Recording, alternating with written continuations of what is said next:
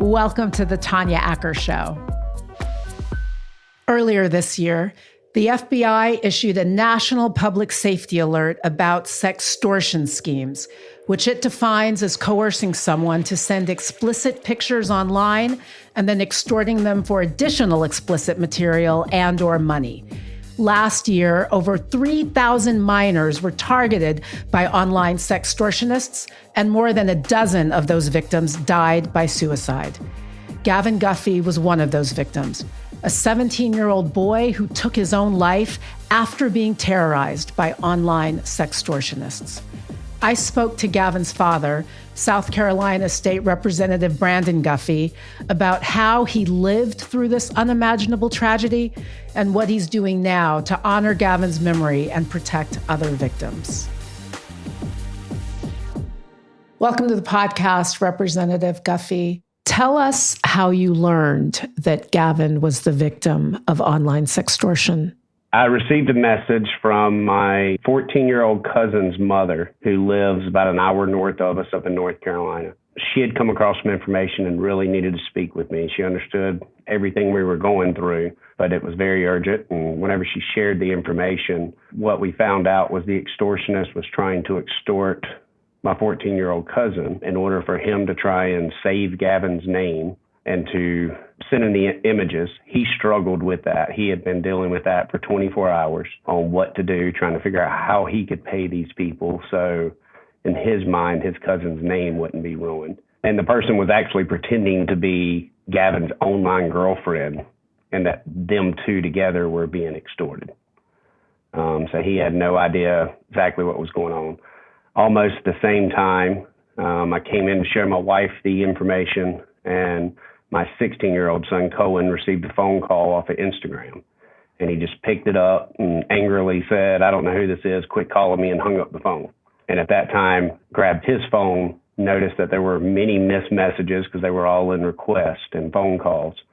Grabbed my phone, noticed there were many missed messages and calls because they were requests, all by the same profile. And then we contacted South Carolina Law Enforcement Division to come over, and they intercepted the messages as my 16-year-old to try and gain further information from the extortionist. Now, I was still in the dark as far as what all was going on. All I knew was that someone online was extorting.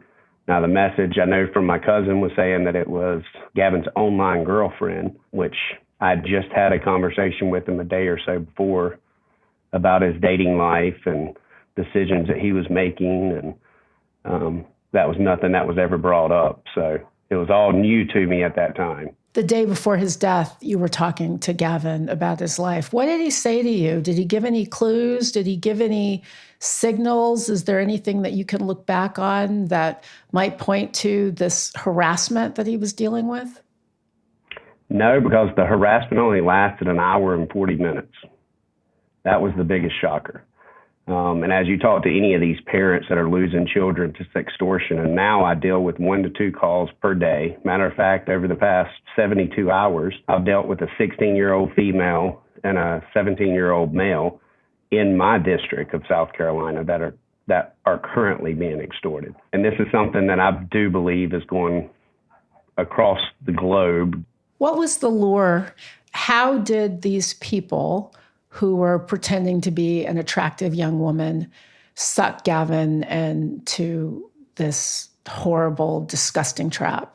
He was playing video games at midnight. So evidently it started a little prior to midnight, but he was playing games. I know the first message that was sent to him said, "Are you in the military?" Which in my mind should have been a red flag to begin with, because he had this long, floppy hair. And anyone that's in the military usually has that high and tight look to them. And he replied back with no, and then she replied back with, "Well, you're cute, and I'm such and such, nice to get to know you." And I think he even replied and said, "I'm playing games." And it just turned into one of them conversations of, "So do you want to play games?" And, and then sends him a picture. He gets off the game with his friends. He told his friends that he had to jump off because I was fussing at him about being too loud, which was not true at all. And he gets on this video chat with the girl through Instagram disappearing messages. And the kids feel safe on Snap and these disappearing messages because they think that, well, if someone's going to record it or take a screenshot, I know about it. What they don't realize is the scammers are talking to them on an iPad, and they're sitting there with another iPad or a phone and recording every bit of it. So then they can use those images and doctor them up any way they want. In Gavin's case, he was playing games with other friends, and then he got an Instagram messenger that had mutual friends of his. Girl was already friends with some of his friends online, and she was a college student at another college. She was a college volleyball player, and is what her profile said. So whenever she reached out to Gavin didn't think anything of it because he's like, okay, well, they're friends with this person and they're friends with this person. So, I know them through attrition as opposed to physically knowing who they were. There's another note there, just in terms of assuming that you know someone online just because they know or say they know other people. Like it doesn't take much to accept a friend request. So they pretended to be a young woman, lured him. I assume that this person sent compromising pictures, encouraged him to do the same. And then they said, what? Now you're going to pay us? Once they had the money, they said that they wanted payment. And I don't know all of those messages because it's still an active investigation. I know from looking at other parents, and since I've gotten involved in dealing with other kids that are dealing with this, I mean, they go as far. I know one of the messages that Gavin sent said he had requested to wait until Monday until he got paid, which he had money in his account. So I don't know why he was, I guess, essentially saying that he didn't, but he was telling them to wait until he got paid. And they were saying, okay, well, let us know in the morning. And he said, good. He said, if you had sent those out, I'm sitting in my room with a gun right now. But I've seen it on messages where someone says, I might as well kill myself. And they say, go ahead, you're already dead. And what people don't realize is once you send money, they will never stop. That is the green light. Once they receive $1 from you, they know that they can get more money from you. You care more about those images than you do about the money. And if you don't care about the images, then what good is it to them to go ahead and share those images where they could get blocked through one of these platforms for sharing child pornography? Because if they're reported just for sharing the images, yes, I mean, there has been instances where they have sent out images, but what they do, and I would imagine they did this to Gavin because I've seen it, they will make it look like they are sending the message out to everyone. And if you look at the bottom of the picture, it doesn't say sent. So they make it look like they sent it and they're like, oh yeah, it's going out now. So you want to play games. Had he sent them money? He sent them money? He did. He sent them $25, and he did that through Cash App and was trying to do more. They were trying to convince him to steal his parents' credit card and give it to him, which he flat out, said that he was not going to do that. I'm still not sure what the point was, what the turning point was for him to just go ahead and take his life. And it was subsequent to that, did you say 1 day, 2 days, that these sextortionists were reaching out to cousins, to Gavin's cousin? That night, the same night that your boy took his life. That night, they were reaching out to him. They got the images. A couple of days later is whenever I found out that he was being extorted, because after they knew that he committed suicide, they tried to extort his 14-year-old cousin, his 16-year-old brother, and his father, because we were all friends with him on Instagram and shared the last name Guffey. And then once, in my opinion, once they found out I was in politics, they came after me hard. August the 20th would have been Gavin's 18th birthday. My wife and I went out of town, and we're sitting in Myrtle Beach, which is about 3.5 hours away, just trying to get a little bit of peace. And I'm sitting out there a little bit after midnight, and I get a message, and I was told by law enforcement to ignore these messages. They're going to try to bait you. They're going to try to get you to respond. I just continue to ignore them. In my mind, I'm thinking that they are having conversations with them on the back end that I'm unable to see, because they would continuously send messages. What were they saying to you? What sorts of things were these people saying to you? All the messages before then, I wasn't really paying too much attention to. I was just trying to ignore it because I knew my anger would get the best of me. But the message that they sent me on his birthday said that I tell you your son begged for his life with a laughing face emoji. And at that point, of course, I went off just as any other parent was. I told him, I was like, I will find you. I will end you if it's the last thing I got to do on this earth. And they said, I think the reply back was, that's cute. You wouldn't even know how to find us. And I could just continue to bait them. They even tried to tell me they were hired by a political opponent. And I said, okay, so how much money are you wanting? And they were like, well, you're in politics. We want $5,000. And I think I replied back and I was like, that's an insult. Like, if you were hired for somebody for $5,000 to come after me, then you're the about said a bad word, sorry. You're the dumb one for thinking that was only worth $5,000. You could have contacted me and things would have been a lot different. But it was obvious they had done their research on me.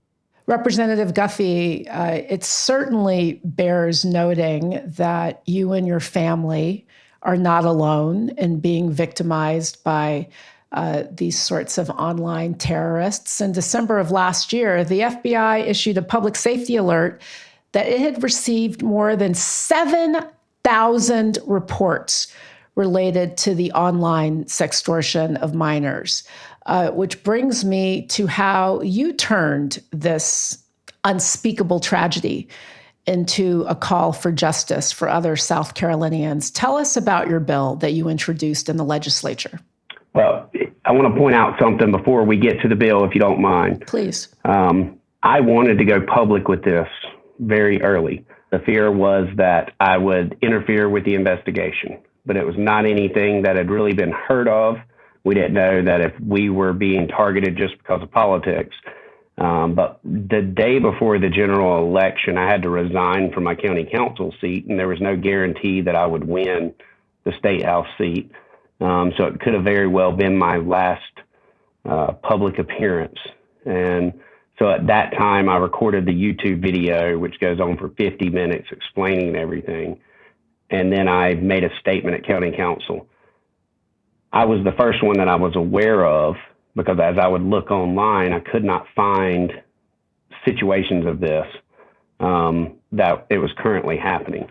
I was contacted by ICAC, which is Internet Crimes Against Children. I'd spoken to the Secret Service Task Force. We were talking about how large of a crime that this was. And I know the FBI wanted to issue a statement in December prior to kids going on Christmas vacation. Now, the scary thing is they said there were 7,000 reported cases. However, what I was told was that was an estimate of only 4% of the actual number of cases. Because if kids feel like they get away with this, then they're not going to report it. The problem with that is if you did those numbers and you read that same study, that statement that the FBI issued, they're stating that there's over 100,000 cases of people coming into your child's bedroom and targeting them.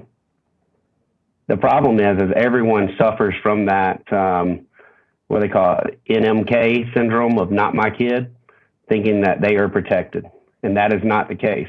Even some of Gavin's friends that are fully aware of what happened to him have fallen victim to sextortion since then. I deal with more phone calls from kids than I deal with from adults. Kids are resourceful and will find a way to reach out. The 16-year-old that reached out to me the other night, Saturday night, just sent a message at 12:30 a.m., said, I need help. Had no clue who she was. I wouldn't know her if I saw her, but just trying to speak to her and trying to get her to come to her parents and let them know. But they have this terrified feeling. And you can only imagine taking your worst moment, your most private or intimate moment, and that just being shared amongst everyone. So it's a tough response. Now, you mentioned about Gavin's bill. So whenever that came out, I was in contact with, I've reached out to Lindsey Graham's office, Congressman Norman's office, Senator Tim Scott's office, all just trying to get this information out here. Matter of fact, Representative Norman's the one who got me in touch with Secret Service to get them involved in the case and Homeland. But But just trying to go through this, it's like no one knows how to address it because it's such a new crime, but moving so fast at the same time. And it's, okay, what laws can we use to protect our children? We can sit here and say, don't send photos, but that doesn't solve the problem. They issued that statement. I think there was 2 or 3 of the parents that have gone national lost their children during that time period as well. Because these scammers know whenever kids, typically they try to get them on weekends, but they know whenever they're not in school and they're trying to target them at those times as well. Your bill, which I understand passed unanimously in the South Carolina legislature, would make sexual extortion a crime punishable by up to 30 years. Representative, how do you find these people? How do you get them? I mean, one of the things that you mentioned that they were taunting you with was you're never going to find us. But yet and still, we know so much about how preferences, the things we buy are tracked online, the things we watch are tracked online, who we talk to, like there are ways of tracking information. Why can't, or rather, let me put it to you like this, how do we catch them? And what's the status of the investigation into Gavin's extortionists? First of all, the Gavin's law, we did change it. That's one of the reasons I have it unanimous consent, because I had it as the harshest penalty other than the death penalty in South Carolina. And it was a mandatory minimum sentence at that time. We changed it to where it's 20 years for targeting a child and an additional 20 years if it results in death or great bodily harm. Now, those sentences are important because it makes it a felony. And you asked about how do we get a hold of them. Imagine going to the local police department and you say, my child is being extorted online. And the police officer just says, yeah, it's probably somebody overseas. Just block them. That doesn't solve anything that's going on. You want someone going after these people. But the problem is local police departments won't go after them because they don't have the resources. They don't have the time. It's happening too often. I guarantee if you reached out to your local police department, they would tell you exactly how many cases that they're having to deal with. The most important aspect of Gavin's law that we added was actually, believe it or not, it came from the minority leader in the House who I often butted heads with and did not, he said, awareness is your number one goal, right? And I said, yeah. He said, why not write it into the law? And I said, well, how do I do that? And he said, just make the school districts have to inform everyone. So we wrote it that the school districts have to inform parents and teachers, and the Attorney General's office has to inform the general public about Gavin's law on an annual basis, and now they have to report these instances. I think as we start showing this, then people will realize how prevalent it is. And it's not as if people are only targeting kids in South Carolina. This is happening across the United States. And if every state just implemented nothing more than the awareness portion, because federal laws can take care of them in many different ways. But I've been recommending to parents that their kid is being extorted, just reach out to your local FBI. You can call your FBI field office, get them involved. As the FBI stated, there were 7,000 crimes. That's only what was reported to the FBI, not what was reported to local sheriff's departments, local police departments, and those officers just saying, yeah, it's just like the Nigerian email scam. Well, no, there's a difference because they are targeting children and at-risk adults. There are multiple ways of sextortion. Typically, it starts with 10 and under. The one way that I know that they're doing it is through a game called Roblox. They will typically take a picture of a child, Photoshop another child's face on it, and then tell that child that if they don't send them more photos, they're going to tell their mommy and daddy. They then take those photos, sell them. The teenagers, they do the show me yours, I'll show you mine, I know you, they're playing on that. They go after males that are entering the Army or military because they know they get a sign-on bonus. They try to get them on dating sites, pretending that they're a 19-year-old girl. And then whenever the Army person starts talking to them, they then say, you're talking to an underage girl, and their dad calls them and ends up extorting them for money that way. And then they go after professionals on these affair websites. What is your advice to other parents about how to talk to their kids about not being ashamed? Because that's really the weapon of these people. The weapon is shame and embarrassment. What's your advice to other parents? No, please jump in. So we started a nonprofit called Less Than Three. The last message that Gavin sent out was a less than three sign, which looks like a heart. It's just the way, prior to emojis, you just put it in text form and it looks like a heart. Little did I know that symbol has multiple meanings. As I started studying mental health, I learned that the majority of suicides are impulsive, which was shocking to me. It's not someone struggling with mental health. It was an impulsive decision. So we have taken up the rally cry of tomorrow needs you, and trying to stress that to young people. If you can just make it to tomorrow, you'll see. Everyone's got such a beautiful purpose within them, and the point is trying to find that to begin with, but you've got to make it to tomorrow to even get to that point. We also found out that the time someone makes the decision to take their life to the time that they commit the act is typically 20 minutes, wow, which is heartbreaking. But if there is a gun involved, it is less than 3 minutes. So like one of the things we want to do with the nonprofit is give out. I'm a big pro Second Amendment person. You know, Gavin grew up around guns. So it was never a fear of, you know, I understand he was a child in the eyes of the law, but in the South down here, you know, your kids are going out hunting at 14, 15 years old, and typically they have their own guns at that age. And Gavin wasn't a hunter, but I never had a fear. He understood gun safety. Gun safety was a part of your family curriculum. It wasn't about, right. So the parents that say, oh, my kid knows better. Bottom line is I don't have guns at my house now because I don't trust my own impulse whenever I have those down moments now.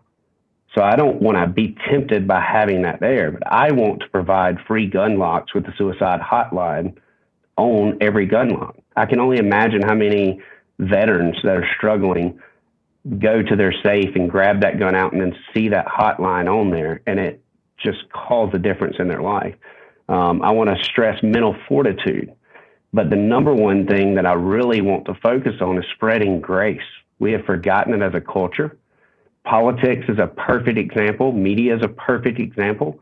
We're too busy judging people on who they were instead of who they are. Even though I'm in a political light, I refuse to delete anything off social media because I say, if you think what I said 2 weeks ago was stupid, look what I said 2 years ago. That's called growth. And you need to be able to see how you can get from point A to point B. And us as parents, we're too busy putting on filters and trying to act like our life is perfect so we can impress people that we really don't care about, that we're friends with online. And our kids see that. And our kids feel less than.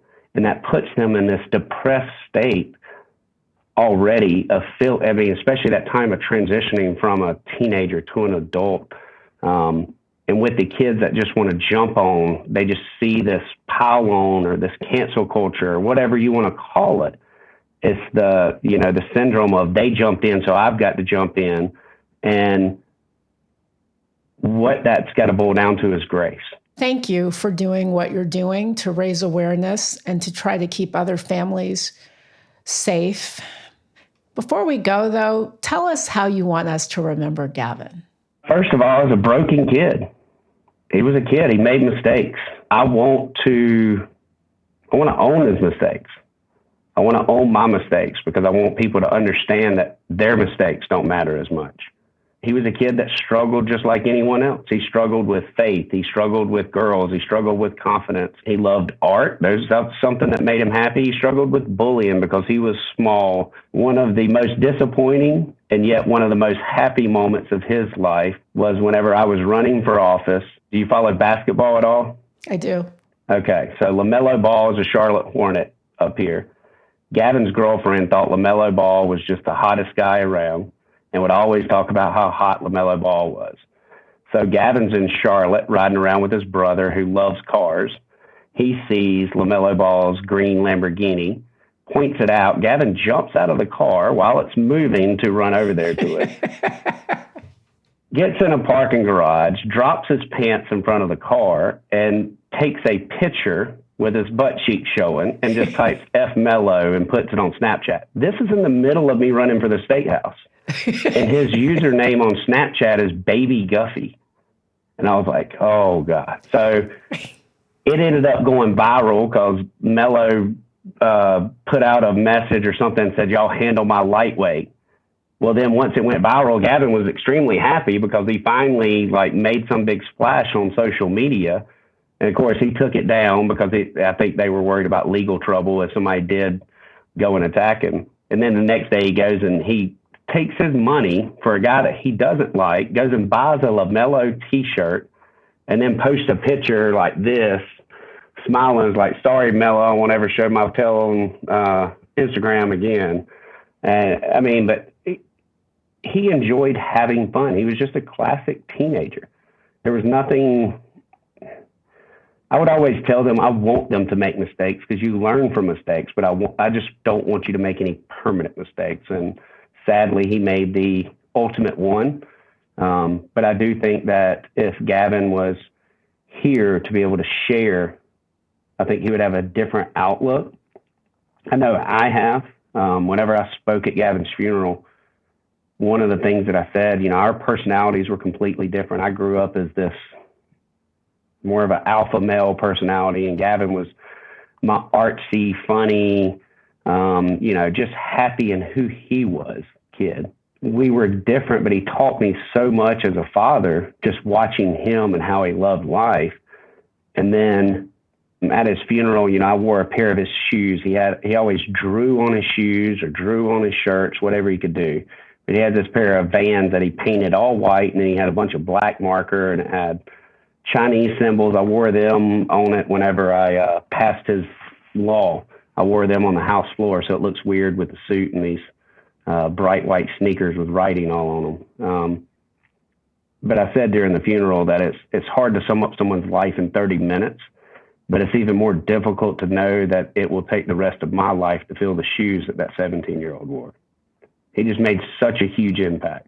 Well, Representative Guffey, you have made and are making an impact with your work, your efforts to keep other families and other young people safe and to bring to justice those who would endanger them. So I am so sorry for your loss, but I am profoundly grateful for the work that you're doing. Thank you so much, and thank you for sharing your story with me here today. Thank you for having me on, helping get the message out. You have a great afternoon.